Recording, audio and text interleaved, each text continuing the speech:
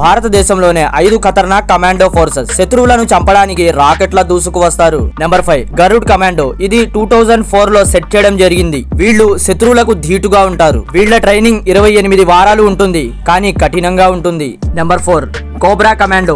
ఇది 2008 లో సెట్ చేయడం జరిగింది. 3 నెలల గొరిల్లా ట్రైనింగ్ తర్వాత సెలెక్ట్ చేస్తారు. Number 3 NSG commando. వీళ్లను విఐపి సెక్యూరిటీ హైజాకింగ్ కి ఉపయోగిస్తారు. వీళ్ళు బాంబ్ ని ఎక్కడున్నా సరే చిటికెలో కనిపెడతారు. నెంబర్ 2 పారా కమాండో. వీళ్ళు అందరికంటే మరీ కఠినం, ఎందుకంటే వీళ్లను 9 నెలల ట్రైనింగ్ లో కొన్ని వేల కిలోమీటర్లు రన్నింగ్ చేయిస్తారు, కొన్ని వందల కిలోమీటర్లు పైనుంచి దూకేస్తారు. అండ్ నెంబర్ 1 లో మ్యాక్రోస్ కమాండో.